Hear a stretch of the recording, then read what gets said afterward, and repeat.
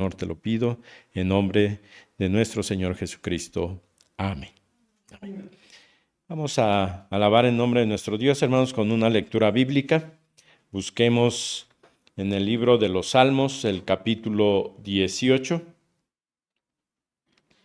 Salmos, capítulo 18, y vamos a leer los versículos del 1 al 6.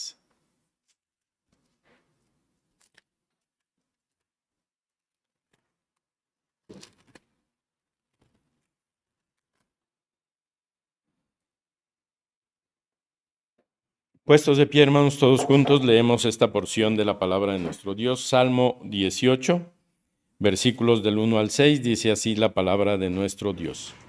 Te amo, oh Jehová, fortaleza mía, Jehová, roca mía y castillo mío y mi libertador. Mi Dios, fortaleza mía, en él confiaré.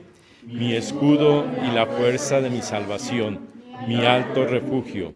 Invocaré a Jehová, quien es digno de ser alabado, y seré salvo de mis enemigos. Me rodearán ligaduras de muerte y torrentes de perversidad me atemorizaron. Ligaduras del Seol me rodearon, me tendieron lazos de muerte. En mi angustia invoqué a Jehová y clamé a mi Dios. Él oyó mi voz desde su templo y mi clamor llegó delante de él a sus oídos. Amén, hermanos. Hasta allí. Vamos a alabar en nombre de nuestro Dios, hermanos, con dos himnos. Así de pie, hermanos, alabamos el nombre de nuestro Dios. Himno número 100. Buen Salvador, a ti yo acudo, y después el himno 56, Dios grande es tu amor. Primeramente el himno número 100, hermanos.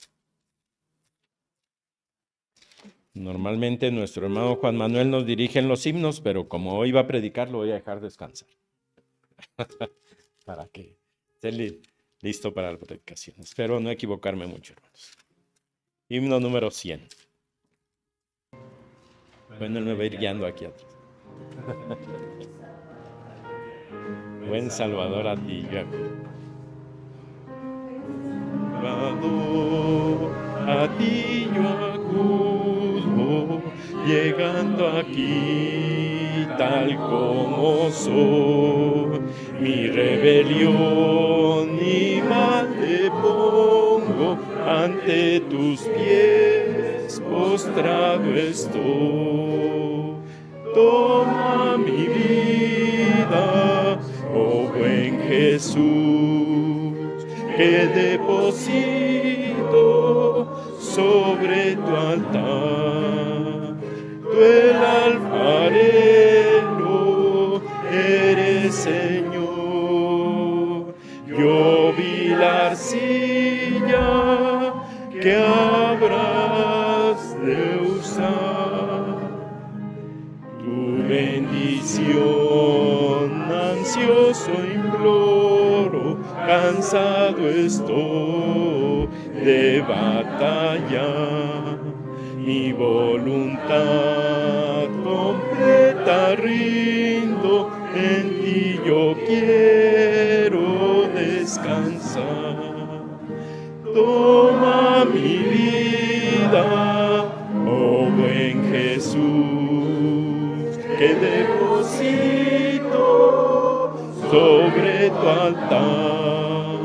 Tú el alfarero eres, Señor, yo vi la arcilla que habrás de usar.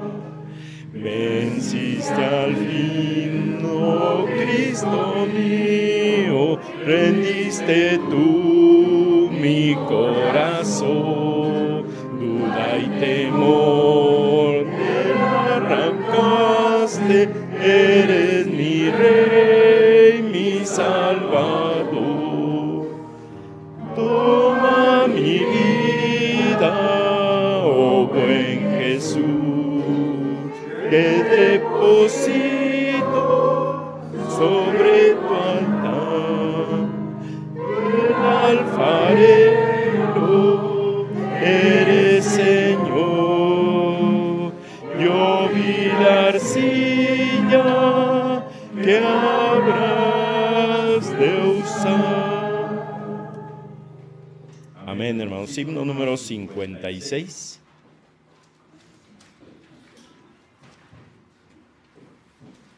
Dios grande es tu amor.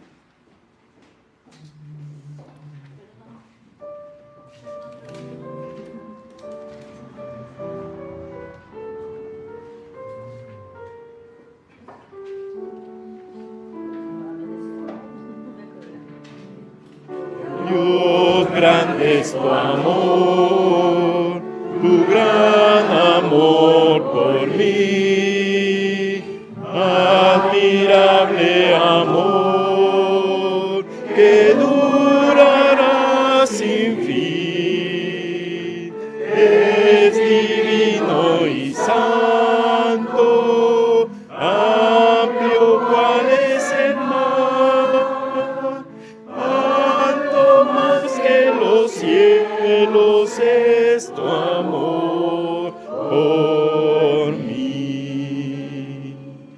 Dios grande es tu amor, tu gran amor por mí, admirable amor que durará sin fin, es divino y santo, amplio cual es el mar, alto más que los cielos es tu amor por mí.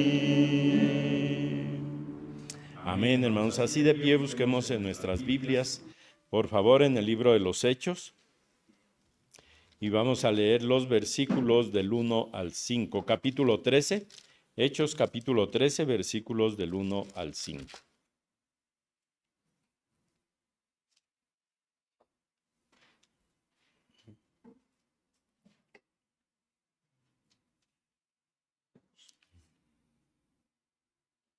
Todos juntos vamos a leer esta porción de la palabra de nuestro Dios. Hechos 13, del 1 al 5, dice así la palabra de nuestro Dios. Había entonces en la iglesia que estaba en Antioquía profetas y maestros: Bernabé, Simón, el que llamaban Níger, Lucio de Cirene, Manaén, el que se había criado junto con Herodes el tetrarca, y Saulo. Ministrando estos al Señor y ayunando, dijo el Espíritu Santo: apartadme a Bernabé y a Saulo para la obra que los he llamado. Entonces, habiendo ayunado y orado, les impusieron las manos y los despidieron. Ellos entonces, enviados por el Espíritu Santo, descendieron a Seleucia, y de allí navegaron a Chipre, y llegados a Salamina, anunciaban la palabra de Dios en las sinagogas de los judíos. Tenían también a Juan de ayudante. Amén. Hasta ayer. Hasta el 5. Vamos a recibir a nuestro hermano Juan Manuel, que nos trae el mensaje en esta tarde, titulado El cristiano saludable. Gracias, hermano. Vamos a orar, hermanos, para meditar en la palabra del Señor. Señor, gracias te damos por tu bendición. Gracias, Padre, porque nos permites estar en tu casa de oración, Señor, unidos para alabar, bendecir tu nombre y también, Señor, para meditar y reflexionar en tu palabra. Te pedimos, Padre, que esta no vuelva vacía y que nos permita, Señor, alimentarnos a través de ella. En el nombre de Cristo Jesús. Amén. Tomen asiento, hermanos, y en esta tarde, pues yo quise titularle a este pequeño mensaje: un cristiano o el cristiano saludable. En la actualidad, hermanos, sobre todo en la juventud y los adultos jóvenes, buscan de diferentes maneras tener un cuerpo saludable, y no me refiero a otra cosa más que a hacer ejercicio. Vemos los lugares donde se hace este tipo de ejercicios llenos desde muy temprano, horarios muy variables, 6 de la mañana, y pasa uno por los gimnasios y ya están llenos, 7, 8, 9. Y bueno, para las personas que tienen este tipo de negocios, pues es algo favorable porque hay mucha gente, hay muchos que andan buscando tener un cuerpo pues fornido, un cuerpo bien presentable, aunque ya algunos que tenemos cierta edad ya no nos dedicamos a eso, o quizás por el tiempo y el horario también, pero simplemente el ser humano busca presentar o aparentar un cuerpo saludable, ¿verdad? Sin embargo, hermanos, esto no es sinónimo de estar saludable, ¿verdad? Porque, pues, más allá de lo que puede ser un físico, más allá de lo que podemos pensar, quizás aún así en una dieta de comida y en estar tratando de mantener un peso y todo, no podemos pensar que nuestro cuerpo es saludable al 100% porque ocultamos penas, errores, vicios y tantas otras cosas más. Decía el poeta en uno de sus poemas, en esta vida sin calma, todos cumplen su condena. Llevar oculta una pena en lo más hondo del alma. Y sí, así nos pasa porque podemos estar muy sanos físicamente hablando, pero espiritualmente hablando, hay problemas, hay situaciones, hay angustias y hay cosas que no podemos, hermanos, enfrentar y que nos agobian muchas veces y que muchas veces son parte de nuestra vida, pero que las llevamos ahí adentro, que las ocultamos. Y esto, hermanos, es un sinónimo de lo que puede pasar también en la iglesia. En la iglesia en donde también vemos hermanos saludables, vemos hermanos con sonrisa en la cara, vemos hermanos que nos saludan y que están muy contentos y que quizás hermanos que se han alimentado tanto de la Biblia que tienen un físico espiritual muy bien presentable, pero que sin embargo no estamos haciendo nada por el Señor. Que tenemos una conciencia plena de estar faltándole a Dios con nuestra ausencia de amor, con nuestros vicios, con nuestro carácter y con muchas otras acciones, ocultándolas a los demás y aparentando un estado de salud del cual adolecemos. Un cristiano saludable, hermanos, no puede estar despreocupado con lo que hace en la actualidad y quedarse haciendo lo mismo.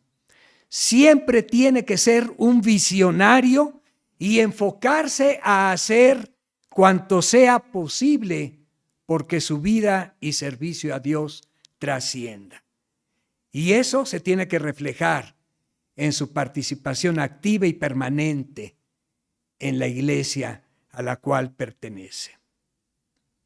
Son varios los que se pueden beneficiar de un cristiano saludable. En este caso, porque él se involucra en el funcionamiento integral de la iglesia, se beneficia a él o ella de ese funcionamiento, de ese servicio que presta, se beneficia a la iglesia local y como consecuencia se benefician otros al recibir el producto de su trabajo. Y bueno, esto debemos pensarlo y analizarlo porque nunca fue la intención de Dios tener una sola congregación, sino, en este caso, una iglesia universal. Su intención fue tener una sola iglesia, pero esta iglesia representada en muchas y en tantas congregaciones. Mientras más congregaciones tengamos en el mundo como cristianos, más vamos a tener cristianos saludables. Y esta es la filosofía de las grandes cadenas comerciales, hermanos. ¿Sí? Vamos a mencionar, existe una casa matriz, existe una sede, existe un lugar especial en donde ha nacido la cadena comercial y de ahí se empieza a extender a todo el mundo. Podemos mencionar, por ejemplo, la Coca-Cola, la Pepsi-Cola, la empresa Bimbo, las computadoras HP, Lenovo, las tiendas comerciales como Walmart, la Goodyear de las llantas, Yamaha, Volkswagen, Nissan y cuántos otros comercios, otras empresas que empiezan en un lugar y que se van extendiendo a través de todo el mundo, ¿verdad? Cadenas alimenticias como Burger King, Kentucky, ¿verdad? Que se van extendiendo. Y esta es la función, o debe ser también la función de la iglesia, extenderse. Todas esas cadenas con el objetivo de llegar con sus productos a toda la gente, a los más posibles, o por lo menos eso es lo que pretenden, ofreciendo calidad y garantía en sus productos. Sin embargo, pudiéramos preguntarnos, ¿qué tipo de productos ofrece la iglesia al mundo? ¿Qué tipo de cristianos ofrece la iglesia de Cristo a un mundo decadente y corrompido? Y vamos a ver entonces, hermanos, en primer lugar, que un cristiano saludable sirve. Ahí en la lectura que acabamos de leer, en los versículos 1 y 2, habla que había en la iglesia que estaba en Antioquía profetas y maestros que servían a la iglesia. Dice que entre ellos estaba Bernabé, Simón el que se llamaba Níger, Lucio de Cirene, Manaén, el que se había criado junto con Herodes el tetrarca, y Saulo. Y ministraban estos al Señor ayunando. Ministrar al Señor quiere decir que trabajaban para Él. Y trabajaban para Él ahí en la iglesia. La iglesia primitiva que tenía su sede en Antioquía estaba siendo bendecida por este tipo de gente. Eran líderes sobresalientes, profetas y maestros. Eran líderes obedientes. ¿Por qué? Porque ministraban al Señor. Eran líderes entregados porque oraban, estaban en continua comunión con Dios y eran líderes en armonía con Dios porque ellos eran reconocidos por el Espíritu Santo. Pero aparte de esto, en segundo lugar, un cristiano saludable no nada más sirve, sino también sale. Tiene una visión misionera. El versículo 3 nos los dice así, porque dice ahí que habiendo ayunado y orado, en este caso, cuando el Espíritu Santo les dice apartadme a Bernabé y a Saulo, les impusieron las manos y los despidieron. La iglesia de Antioquía, hermanos, es la precursora y podemos decir que es las primicias del trabajo misionero de la iglesia.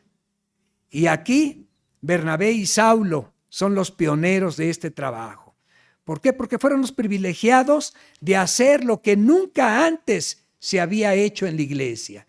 Los primeros capítulos de Hechos nos mencionan a la iglesia reuniéndose, nos mencionan a la iglesia conformándose, nos mencionan a la iglesia inclusive siendo esparcida por la persecución. Pero aquí ya en Antioquía la iglesia está con una nueva visión de ir y predicar el evangelio, de salir, no solamente de reunirse para tener todas las cosas en común, no solamente de reunirse para tener comunión con Dios a través de la oración, de la alabanza, de la predicación, de la enseñanza, sino ahora también la iglesia de Antioquía toma esta tarea de salir y predicar. Fueron los primeros misioneros de la iglesia primitiva. Fueron los primeros, les podemos llamar, los primeros atrevidos, los primeros que arriesgaron todo, los primeros que rompieron el molde y los primeros en dejar la comodidad. Pero también un cristiano saludable es un instrumento de salvación. Y lo vemos en los siguientes dos versículos, 4 y 5. Ellos entonces, enviados por el Espíritu Santo, descendieron a Seleucia, de allí navegaron a Chipre y llegados a Salamina, anunciaban la palabra de Dios en las sinagogas de los judíos. sea, salieron y entonces se dedicaron a predicar el mensaje de salvación.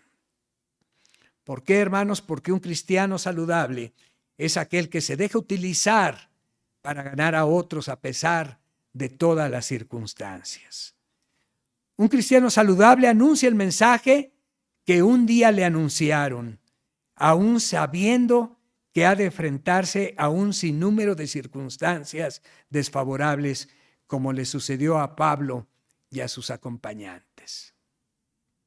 ¿Qué hubiera pasado, hermanos, si la iglesia, así como se creó, hubiera sido una iglesia como la que conocemos ahora? Y nos estamos refiriendo a una iglesia en el sentido congregacional. Pablo, Bernabé, Silas y aquellos personajes misioneros que nos menciona la Biblia en los Hechos, serían probablemente dirigentes de la iglesia, serían probablemente pastores de la iglesia, serían probablemente miembros en plena comunión de la iglesia, pero hasta ahí. ¿Qué hubiera pasado, hermanos, si el Espíritu Santo mismo no los hubiera impelido a salir e ir y predicar el Evangelio a aquellas ciudades y a aquellas gentes que no conocían de Él, que no conocían el mensaje de salvación? Simplemente, hermanos, la iglesia no hubiera sido más que un chispazo en la historia para volverse a extinguir. Pero venía desde nuestro Señor Jesucristo esa orden de ir y predicar el Evangelio a toda criatura.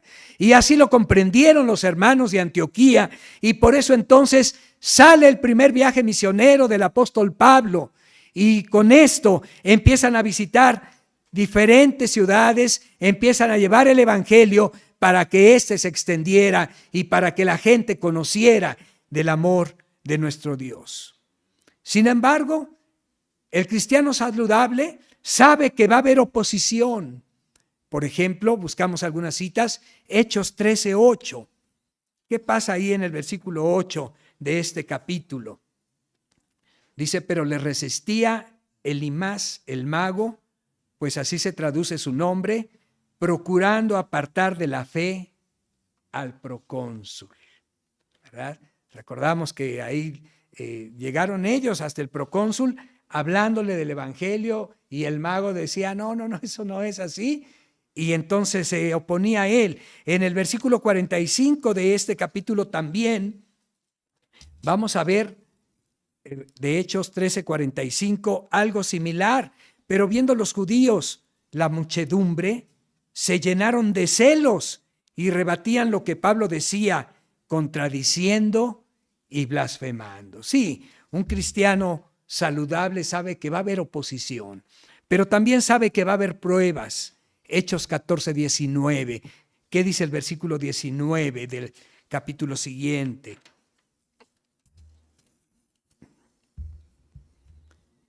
Entonces vinieron unos judíos de Antioquía y de Iconio que persuadieron a la multitud, y habiendo apedreado a Pablo, le arrastraron fuera de la ciudad pensando que estaba muerto.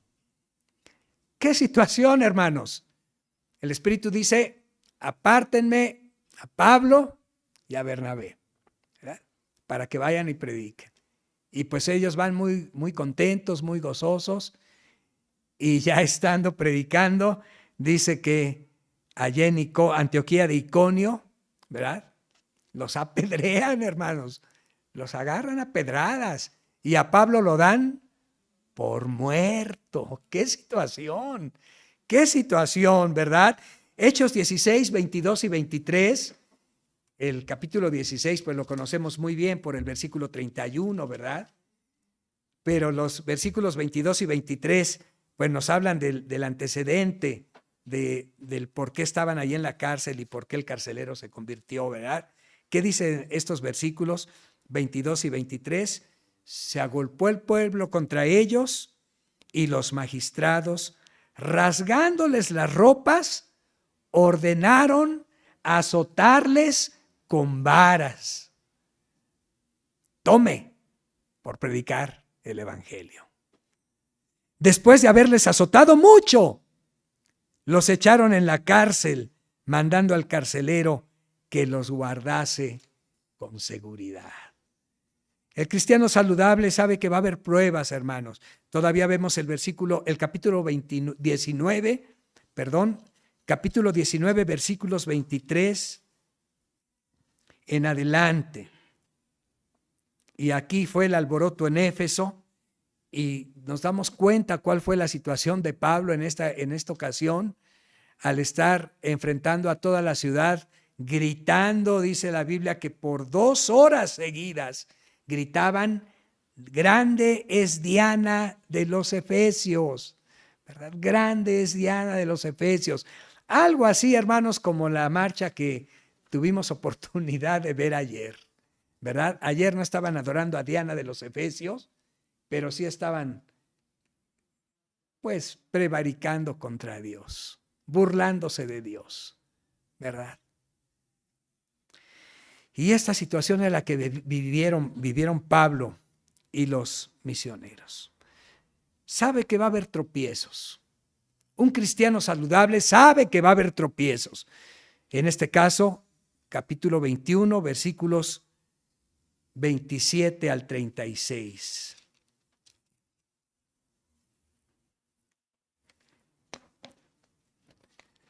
Otra vez dice ahí: cuando estaban para cumplirse los 7 días, unos judíos de Asia, al verla en el templo, alborotaron a toda la multitud y le echaron mano dando voces: varones israelitas, ayudad. Este es el hombre que por todas partes enseña a todos contra el pueblo, la ley y este lugar. Y además de esto, ha metido a griegos en el templo y ha profanado este santo lugar. Porque antes habían visto con él en la ciudad a Trófimo de Éfeso, a quien pensaban que Pablo había metido en el templo. Así que toda la ciudad se conmovió, se agolpó el pueblo, y apoderándose de Pablo, le arrastraron fuera del templo e inmediatamente cerraron las puertas. Y procurando ellos matarle, se le avisó al tribuno de la compañía que toda la ciudad de Jerusalén estaba alborotada. Tomando luego soldados y centuriones, corrió a ellos. Y cuando ellos vieron al tribuno y a los soldados, dejaron de golpear a Pablo. Entonces, llegando el tribuno, le prendió y le mandó atar con 2 cadenas y preguntó quién era y qué había hecho. Y bueno, sigue ahí sigue hablando acerca de esto. Pero qué situación tan fuerte y difícil para Pablo haber sido apresado de esa forma, ¿verdad? Y bueno, por último, vamos a ver que también el cristiano saludable sabe que va a haber rechazos. Hechos 17, 32 y 33. Cuando oyeron lo de la resurrección de los muertos, unos se burlaban y otros decían: ya te oiremos acerca de esto otra vez. Y así Pablo salió de en medio de ellos. Sin embargo, hermanos, el cristiano sabe que su vida va a ser usada por Dios para bendecir a otros y sabe que como consecuencia va a haber resultados. ¿Qué pasó con ellos al estar dispuestos a dedicar sus vidas a la propagación del evangelio? ¿Qué pasó con aquellos que se dedicaron a lo que Dios les había pedido que hicieran? Veamos algunos versículos como Hechos 13, 12.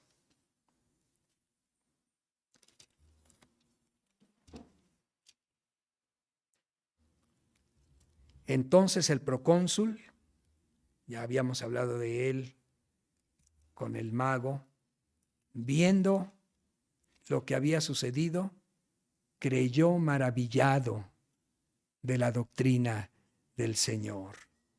Hechos 13, 42 al 44 nos dice algo similar.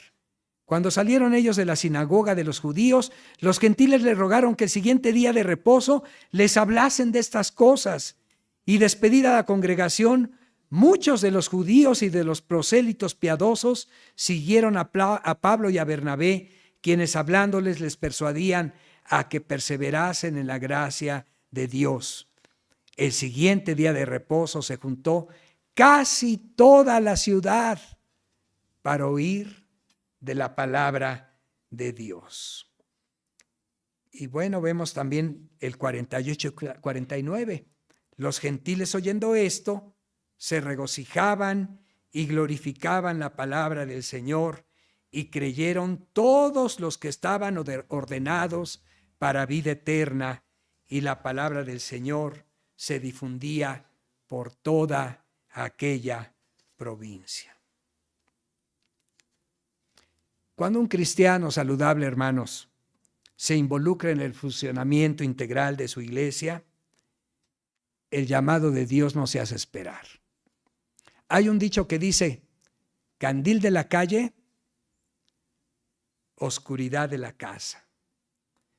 Y este dicho yo creo que también lo podemos aplicar a la vida del cristiano que está enfermo y contaminado. Y lo podríamos cambiar diciendo: candil del mundo, oscuridad de la casa del Señor. ¿Verdad? No podemos dar, hermanos, lo que no tenemos. No podemos dar lo que no tenemos. No podemos recomendar lo que no hemos experimentado. No podemos hacer lo que no sabemos. No podemos decir y predicar lo que no entendemos. Porque la vida del cristiano saludable se basa en la acción del Espíritu Santo en la misma. Porque la vida del cristiano saludable se basa en el alimento espiritual que día con día va tomando. Mientras te limites a solo asistir a la iglesia, y estamos hablando también a las redes sociales, a los que nos están oyendo desde su casa, mientras te limites solo a oír la palabra de Dios a través de tu televisor o de tu teléfono, o a estar aquí, pero sin involucrarte, pensando que tienes un nombramiento, pensando que eres un miembro especial porque fuiste recibido miembro en plena comunión, pero no te involucras, no te formas y no te capacitas para funcionar en la iglesia. Estás muy lejos de servir a Dios. Estás muy lejos de ser un cristiano saludable. Y hay algunos que han dicho que la iglesia es un hospital y que a la iglesia asisten todos los que están enfermos. Pero yo quisiera decirles, hermanos, ¿qué pasaría si en un hospital estuviéramos acudiendo cada 8 días para que nos curaran de la misma enfermedad? ¿Qué nos diría el médico? ¿Qué pasaría si al hospital estuviéramos acudiendo con la misma enfermedad a cada rato para decir: tengo esto, y el médico: tómese esto, ya se la tomó, sí, pero tengo esto, pero lo sigo teniendo? No hay salud ahí. Pero ¿qué pasa cuando queremos comparar a la iglesia con un hospital y decimos: es que la iglesia es el hospital para los pecadores? Pues sí, hermanos, pero ¿no hay sanos en la iglesia? ¿No hay sanos en los hospitales? ¿No hay enfermeras? ¿No hay médicos? ¿No hay quienes están asistiendo a los enfermos? ¿O será que todos son enfermos, tanto médicos como enfermeras? Eso no es un hospital, hermanos. Y si queremos comparar a la iglesia con un hospital, tiene que haber cristianos saludables que reciben a los enfermos espiritualmente hablando. Y termino con una pequeña historia. La hija se quejaba con su padre acerca de su vida y que las cosas le resultaban muy difíciles. No sabía cómo hacer para seguir adelante y creía que se daría por vencida. Estaba cansada de luchar y parecía que cuando solucionaba un problema, aparecía otro. Su padre, que era un cocinero, un chef de cocina, la llevó a su lugar de trabajo. Ven conmigo. Allí, el chef llenó 3 ollas con agua grandes y las colocó sobre el fuego, las 3 ollas. Y entonces, pronto el agua de las ollas empezó a hervir y en una olla colocó zanahorias. En otra olla colocó huevos y en otra olla colocó granos de café. Y lo dejó hervir todo sin decir una palabra. Y la hija decía, pues, ¿qué me querrá decir mi papá? Yo ya le vine a contar mis penas y me trajo aquí a su cocina y está aquí ya cocinando. ¿Será que ya se olvidó de lo que me va a decir? La hija esperó impacientemente, preguntándose qué estaría haciendo su padre. A los 20 minutos de estar hirviendo, el padre apagó el fuego. Sacó las zanahorias y las puso en un tazón. Sacó los huevos y los colocó en otro plato. Finalmente, sacó el café, lo coló y lo puso en un tercer recipiente.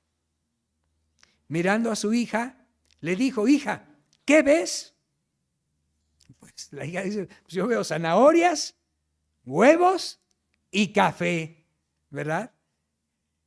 Fue la respuesta. Y la hizo acercarse y le pidió primero que tocara las zanahorias. Ella lo hizo y notó que las zanahorias estaban blanditas porque hirvieron en el agua y se ponen blanditas las zanahorias. Después le dijo, rompe un huevo de los que hervía aquí.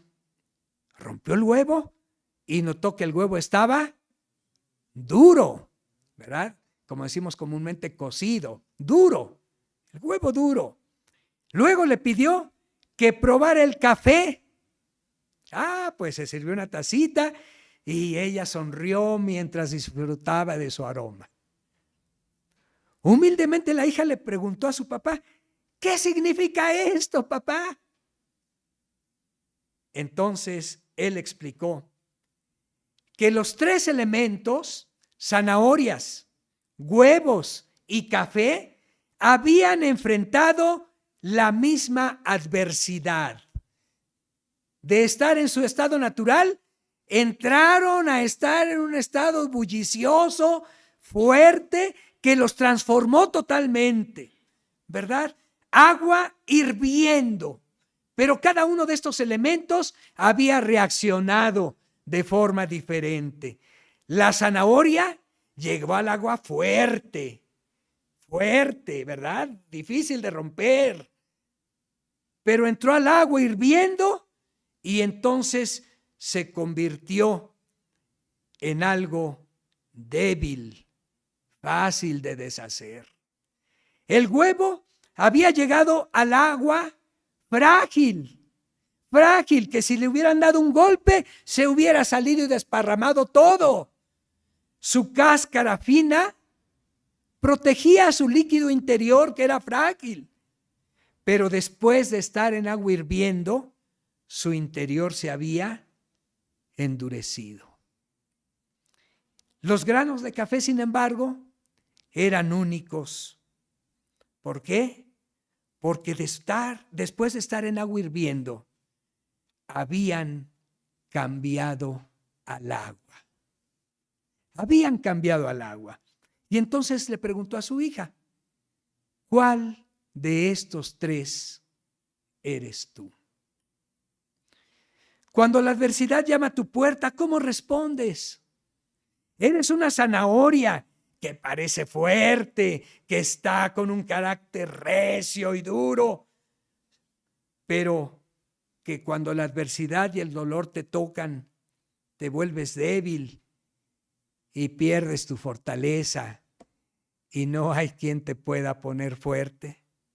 Eres un huevo que comienza con un corazón maleable, que posees un espíritu fluido, un espíritu gozoso, que estás muy empático con todos. Pero después de un problema fuerte, de una separación, de un despido, de una humillación delante de la gente, te vuelves duro y rígido y por fuera te ves igual, pero por dentro estás amargado y áspero, con un espíritu y un corazón endurecido. O eres como un grano de café. El café cambia al agua hirviente, el elemento que le causa dolor. Cuando el agua llega al punto de ebullición, el café alcanza su mejor sabor. Si eres como el grano de café, le dijo este señor a su hija, cuando las cosas se ponen peor, tú reaccionarás mejor y harás que las cosas a tu alrededor mejoren y cambien. Analízate y reflexiona. ¿Eres como una zanahoria, como un huevo o como un grano de café en el agua hirviendo cuando estás pensando en el servicio al Señor? Dios te bendiga.